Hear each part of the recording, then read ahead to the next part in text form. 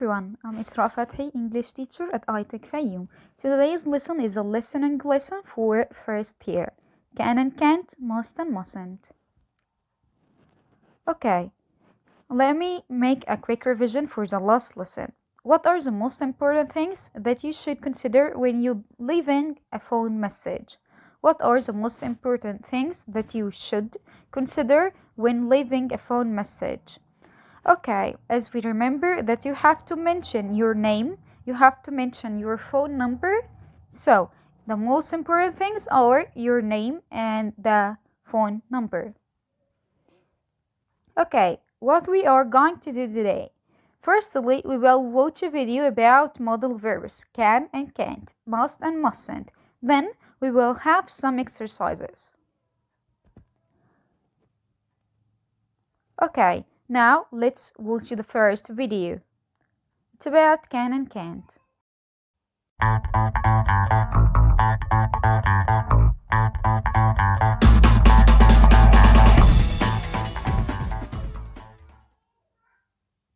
Hello, I can speak English.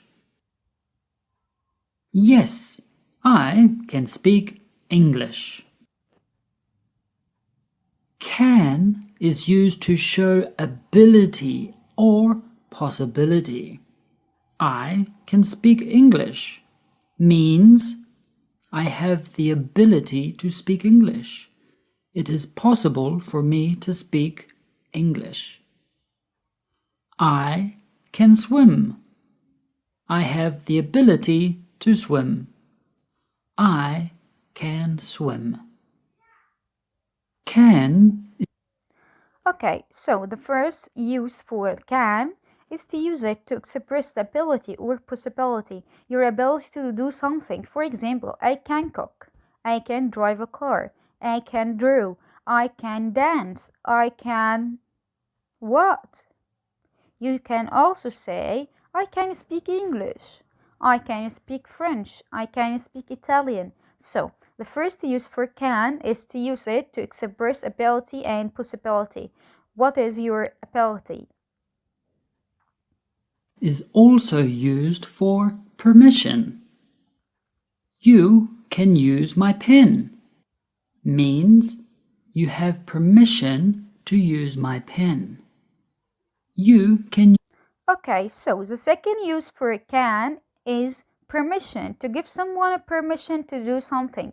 For example, if you ask me to go to toilet, I will have the ability to give you a permission or not to give you a permission. If I wanna give you a permission, I can say, you can go to toilet, you can go to toilet. Okay, for example, you want to lend your friend or borrow your friend pen. So you can say for me, can I borrow my friend pen? Or I have to say for you, yes, you can, or no, you can't. So, to give someone a permission, you have to use what? Use can. Use my pen.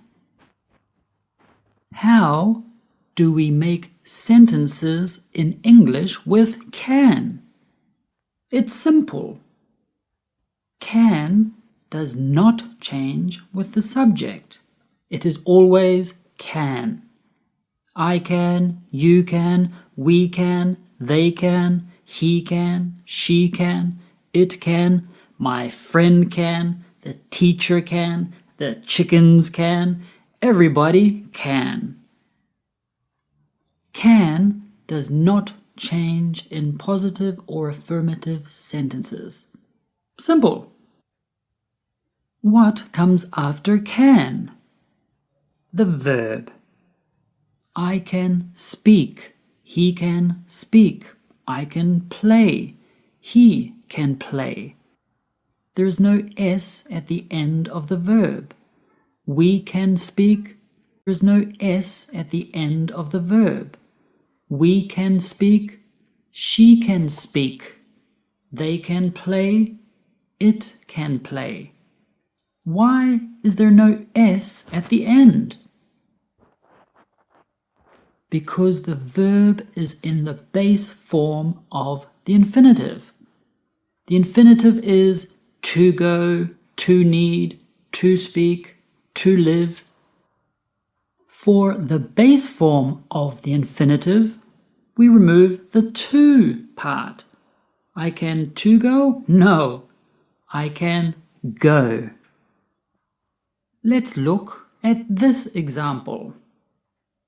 He can speak English. Is this correct? Yes, it is correct.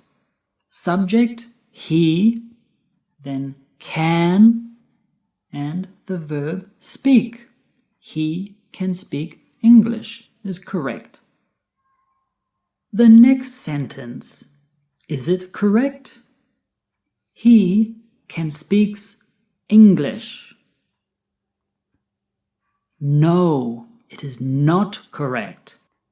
Okay, as we say here that before can you have to put the subject of the sentence I, you, we, they, he, she, it. And then you have to put can, and after can you have to put what? The verb in base form without any addition, without ses or ies. Okay, so subject, can, and verb in base form. As we say here in an example or a sentence, he can speak English. He, that's the subject, can is a modal verb. Then we have the verb or the base form of the verb, which is speak English. In the second example, it's not a correct example because he adds s after speak. No, that's not correct because we said that after speak or after the base form, we didn't add anything. After can, we put just the base form of the verb. Let's continue. Why? Because with can, there is no s after the verb. The next sentence, is it correct? He can to speak English. No, it is not correct. Why? Because after can, we don't have the infinitive with to. We have the base form of the infinitive. There's no to, only the verb part. You can see we use can with all subjects. I can, you can, he can, she can, it can, we can, you can, they can. Let's see some examples. I can speak English. Hello. You can ride a bike. He can drive a car. She can play the guitar.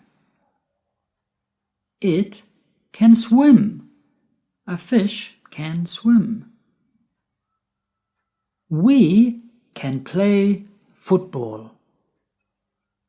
You can see the sport football in British English has a round ball. In American English, this sport is called soccer. The sport football in American English has an oval ball. The same name, football, but different sports depending on the country. You can see the stars at night. They can dance, or they can dance. So, for positive or affirmative sentences in English, we use the subject plus can plus the verb. How can we make negative sentences? It is easy.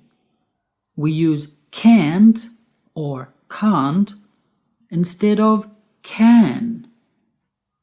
Now, you may have noticed that I pronounce that word in two different ways.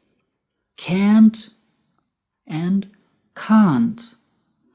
What's the difference? Can't is the pronunciation in American English, and can't is the pronunciation in British English. Can't, can't, can't, can't. Okay, as we are saying here that we have to put the subject and can't or can't plus verb in base form. Okay, the same way of using can, the same way of using can. You can use it with can't or can't. Okay, he said now that we have two different pronunciation for the word can't, because the can't is American pronunciation, but can't is a British pronunciation. So it's simple and easy, and it's up to you to say it can't or can't. Both of them are correct. I can't speak. I can't speak. In the rest of this video, I will sometimes use American English and sometimes use British English. Can't or can't is a contraction of cannot. I can't speak Russian. I cannot speak Russian. He can't play tennis. He cannot play tennis. When we speak in English, can't or can't more common than cannot. The uses of can't. It is to say you do not have the uses of can't. It is to say you do not have the ability to do something. I can't swim. I do not have the ability to swim, or it is not possible for me to swim. Can't is also used when someone does not have permission. You can't use my pen. This means you do not have permission to use my pen. Okay, let's go back. That's for the uses of can't. Firstly, don't have the ability. If you don't have the ability to do something, you must use can't or can't. For example, I can't cook or I can't cook. Or you can say I can't drive or I can't drive. It means that I don't have the ability to drive a car or I don't have the ability to cook, for example. Second example or the second use is don't have the permission. If I don't give you the permission to do something, so you can't have to do it or you can't do it because you don't have the permission. So, for example, you can't use my pen. Why? Because I didn't give you the permission to use it. So, you need the permission to use something firstly. If I don't give you the permission, you have to use what? Can't. Perfect. Let's continue. Is also used when someone does not have permission. You can't use my pen. This means you do not have permission to use my pen. More examples. I can speak English. I can't speak Japanese. He can speak Arabic. He can't speak German. She can drive a car. She can't drive a bus. A fish can swim. A fish can't climb trees. Okay, as you see here, that's a brief note for what we already learned about can and can't, the uses of can, the uses of can't, the affirmative form, the negative form, can, can't, or can and can't. Okay, and also you have how to make questions by making a cross. How to make a cross to create a question. let me explain it for you quickly. They can speak Spanish. If I want to ask them if they can speak Spanish, what should I do? I just should do a cross by putting can at the beginning and then they. Can they speak Spanish? Can they speak Spanish? And don't forget, you have to put what? The question mark. Perfect. So, here we have the question for. You have to put can, then the subject and the verb, and plus the rest of the sentence. And at the end, you have to put the question mark. Okay, if I wanna ask if they can speak Italian, for example, can they speak Italian? And you have to put the question mark. So, as we said before, that we have two ways to pronounce the word can't. You have to say it can't or can't. Can't or can't. Okay, let's continue. Now it's the time for must versus mustn't. Now we will watch a video that's about must and mustn't and more information about both of them. Okay, now we will watch another video about can and can't. It's a very funny one, so enjoy.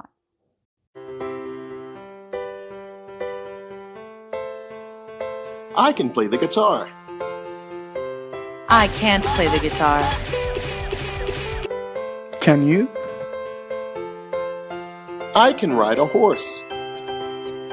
I can't ride a horse. Can you?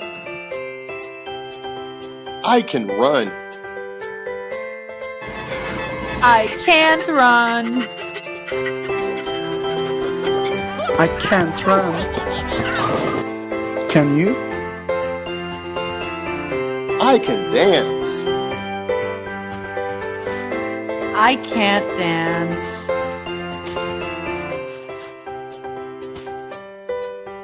Can you? I can juggle. I can juggle too. Can you? I can drive a car. I can't drive a car. Can you? I can play the drums. I can't play the drums. Can you? I can surf. I can't surf. Can you? I can swim. I can't swim. Can you? I can cook. I can't cook. Can you? I can fish. I can't fish.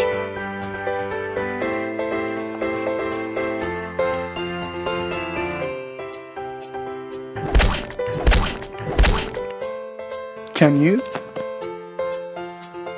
I can fly.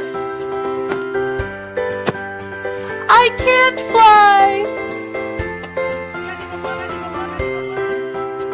Can you? I can play football. Can you? I can ride a bike. I can't ride a bike. Ouch! Okay, now we will watch a video that's about must and mustn't, okay, to learn more about the uses of must and mustn't. But, okay, let me explain something for you. When we can use must? Must, we can use it to express something we have to do it. We are obligated to do it. Okay, for example, I must wear my uniform. I must wear my school uniform. That's a rule and you have to do what? You have to respect it. You have to stick with it. You have to do it. So, you must wear your school uniform. For example, you must do your homework. Okay, you must do your homework because it's a rule. Okay, you are obligated to do your homework in order to be more better, in order to be more excellent. Okay, so the first use of must, use it to express rules. You have to use it to express what? Rules. Rules, which you have to follow it or respect it. Okay, let's continue. Now, we'll watch the video to know more about must and mustn't.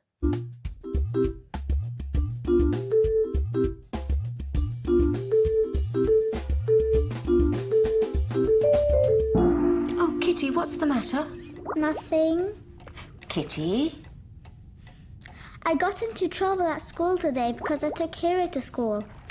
You mustn't take pets to school. But why? Because it's a rule. Can you think of any other school rules? Things you must or mustn't do? I mustn't eat in class. I mustn't shout or be cheeky. And I mustn't take pets to school. Okay, as you say here, we have 3 sentences for mustn't, for rules. You don't have to do it, or you have to respect it. I mustn't eat in class because if you eat in the class, so you don't respect the rules, so you don't follow the rules, you will get a punishment. So you must respect the rules, or I mustn't eat in class, or I mustn't shout, or I mustn't make noise inside class. The last example is I mustn't take pets to school. I mustn't take pets to school because there is no permission for you to take your pets to school or to take your cat or your dog to school, for example. It's not accessible. That's not accessible, or you don't have the permission to do it. So you have to use mustn't. Okay, let's continue. And what about things you must do? We must wear school uniform. We must do our homework. And we must arrive on time. Okay, as she mentioned here, she said what? I must wear my school uniform.